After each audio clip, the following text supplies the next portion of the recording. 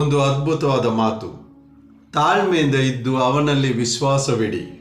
ಯಾರು ನಿಮ್ಮ ಬಗ್ಗೆ ಬರೆದಿದ್ದಾನೆ ಅವನು ಬ್ರಹ್ಮಾಂಡದ ಎಲ್ಲರಿಗಿಂತ ದೊಡ್ಡ ಲೇಖಕ.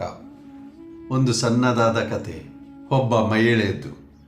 ದಿನಾಲು ಭೋಜನವನ್ನು ತಯಾರಿಸುವಾಗ ದೇವರ ನಾಮಸ್ಮರಣೆ ಮಾಡುತ್ತಿದ್ದಳು. ಕೈ ತುಂಬ ಮನೆಯ ಕೆಲಸದಿಂದಾಗಿ ಪೂಜೆ ಮಾಡಲು ಸಮಯ ಸಿಗುತ್ತಿರಲಿಲ್ಲ. ಆದುದರಿಂದ ಯಾವಾಗಲೆಲ್ಲ ಭೋಜನ ತಯಾರಿಸುತ್ತಿದ್ದಳು ಆವಾಗ ದೇವರ ನಾಮವನ್ನು ಸ್ಮರಿಸುತ್ತಿದ್ದಳು.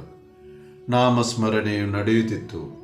ಮಧ್ಯಾಹ್ನದ ಒಂದು ದಿನ ಅಚಾನಕ್ಕಾಗಿ ದಡಂ ಎಂಬ ಶಬ್ದ ಕೇಳಿಸಿತು. ಹೊರಗೆ ಹೋಗಿ ನೋಡಿದಳು. ಅಂಗಳದಲ್ಲಿ 8 ವರ್ಷದ ಹುಡುಗ ಮೇಲಿಂದ ಕೆಳಕ್ಕೆ ಬಿದ್ದಿದ್ದ. ಮೈಯೆಲ್ಲ ರಕ್ತಸಿಕ್ತವಾಗಿತ್ತು. ಪ್ರಜ್ಞೆ ತಪ್ಪಿದ ಸ್ಥಿತಿಯಲ್ಲಿದ್ದ. ಹತ್ತಿರ ಹೋಗಿ ನೋಡಿದಾಗ ಮಗು ಅಮ್ಮ ಅಮ್ಮ ಎಂದು ಬಬ್ಬಿಡುತ್ತಿದ್ದ. ಗಟ್ಟಿಯಾಗಿ ಕಿರುಚಿದಳು. ಜನರನ್ನು ಕರೆದಳು. ಯಾರನ್ನು ಅವಳು ಕರೆಯಲಿ? ಮನೆಯಲ್ಲಿ ಯಾರೂ ಇರಲಿಲ್ಲ. ಯಾರು ಸಹಾಯ ಮಾಡಲು ಬರುವುದು ಸಹ ಇಲ್ಲ. 8 ದಿನಗಳ ಮೊದಲು ಈ ಮಹಿಳೆಗೆ ಅಪೆಂಡಿಕ್ಸ್ನ ಆಪರೇಷನ್ ಆಗಿತ್ತು. ಹಾಕಿದ ಹುಳಿಗೆ ಹಸಿ ಹಸಿ ಆಗಿತ್ತು. ಆದರೆ ಎಲ್ಲಿಂದ ಶಕ್ತಿ ಬಂತು ಗೊತ್ತಿಲ್ಲ. ಮಗುವನ್ನು ಎತ್ತಿದಳು. ಎತ್ತಿಕೊಂಡು ಓಡುತ್ತಾ ಇದ್ದಳು ಹತ್ತಿರದಲ್ಲಿರುವ ಆಸ್ಪತ್ರೆಗೆ. ಅದು 1 ಕಿಲೋಮೀಟರ್ ದೂರದಲ್ಲಿತ್ತು. ದೇವರಿಗೆ ಹೇಳುತ್ತಿದ್ದಳು, ಬಡಬಡಿಸುತ್ತಿದ್ದಳು. ನಿನ್ನನ್ನು ನಾನು ತುಂಬ ಭಕ್ತಿ ಮಾಡುತ್ತಿದ್ದೆ. ನಿನ್ನ ನಾಮಸ್ಮರಣೆ ಮಾಡುತ್ತಿದ್ದೆ. ನನ್ನ ಮಗುವನ್ನೇ ಮಹಡಿಯಿಂದ ಕೆಳಗೆ ಬೀಳಿಸಿದೆ. ಯಾಕೆ ಹೀಗೆ ಮಾಡಿದೆ? ನೀನು ಈ ಘಟನೆ ಆಗದ ಹಾಗೆ ತಪ್ಪಿಸಬಹುದಿತ್ತು. ಮಗುವಿಗೆ ಬುದ್ಧಿ ಕೊಡಬಹುದಿತ್ತು. ಬೀಳುತ್ತಿ, ಎಚ್ಚರದಿಂದಿರು ಎಂದು. ನಾನು ನಿನ್ನ ನಾಮಸ್ಮರಣೆಯಲ್ಲಿ ಎಲ್ಲವನ್ನು ಮರೆತು ಭ್ರಮಿತಳಾಗಿದ್ದೆ. ಮಗುವಿನ ಕಾಳಜಿ ವಹಿಸಲಿಲ್ಲ. ತುಂಬ ಮಾತನಾಡುತ್ತಾ ಇದ್ದಳು. ಅದೇ ವೇಗದಲ್ಲಿ ಓಡಿದಳು. ತಕ್ಷಣವೇ ಆಸ್ಪತ್ರೆ ತಲುಪಿದಳು. ಹೋಗಿ ಡಾಕ್ಟರ್ನ ಬಗ್ಗೆ ವಿಚಾರಿಸಿದಳು. ಭಾಗ್ಯದಲ್ಲಿ ಡಾಕ್ಟರ್ ಸಿಕ್ಕಿದರು.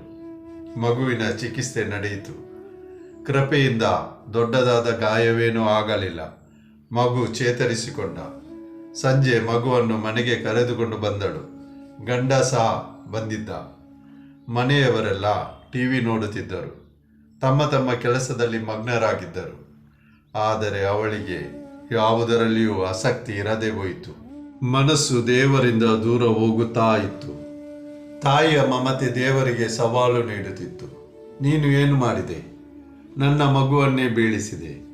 ನಾನು ನಿನ್ನನ್ನು ತುಂಬ ಭಕ್ತಿ ಮಾಡಿದೆ. ಪೂಜೆ ನಾಮಸ್ಮರಣೆ ಮಾಡಿದೆ. ಇನ್ನು ಮುಂದೆ ನಿನ್ನ ಹೆಸರನ್ನು ಸ್ಮರಿಸುವುದಿಲ್ಲ, ಜಪಿಸಲಾರೆ. ತುಂಬ ಯೋಚಿಸುತ್ತಿದ್ದಳು. ದೇವರಿಗೆ ಸವಾಲು ಹಾಕುತ್ತಿದ್ದಳು. ಅವಳ ಮನದಲ್ಲಿ ಯಾರೋ ಮಾತನಾಡಿದ ಹಾಗೆ ಅನಿಸಿತು. ಉತ್ತರ ದೊರಕಿತು. ಆ ಅಂಗಳದಲ್ಲಿ ಮಗು ಬಿದ್ದಿದ್ದ ಸ್ಥಳದಲ್ಲಿ ದೊಡ್ಡದೊಂದು ಪೈಪ್ ಹಾಕಿತ್ತು.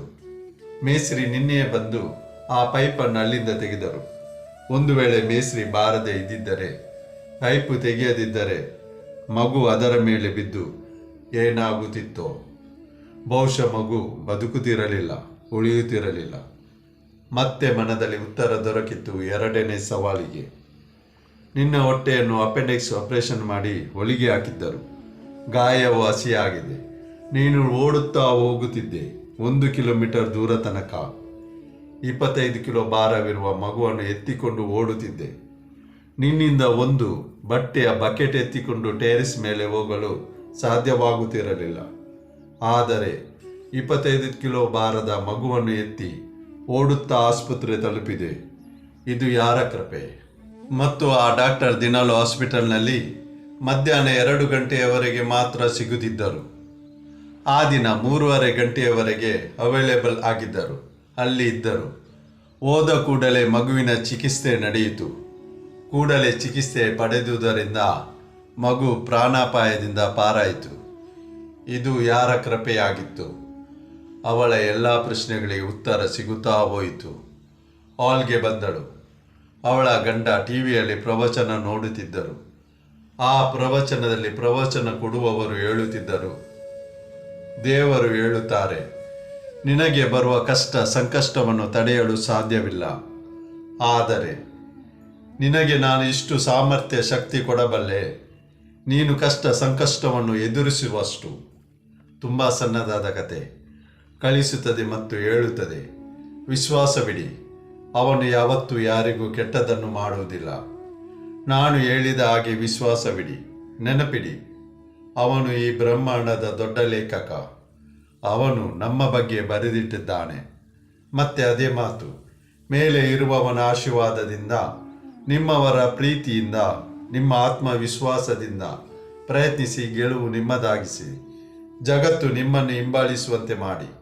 ಮತ್ತೆ ಭೇಟಿಯಾಗೋಣ ಮುಂದಿನ ಕಥೆಯೊಡನೆ. ನಮ್ಮ ಚಾನಲ್ ಸಬ್ಸ್ಕ್ರೈಬ್ ಮಾಡಿ ಪ್ರೋತ್ಸಾಹಿಸಿ. ಅಲ್ಲಿಯವರೆಗೆ ನಿಮ್ಮ ಬಗ್ಗೆ ಕಾಳಜಿ ವಹಿಸಿ. ಸದಾ ನಗುನಗುತ್ತಾ ಇರಿ.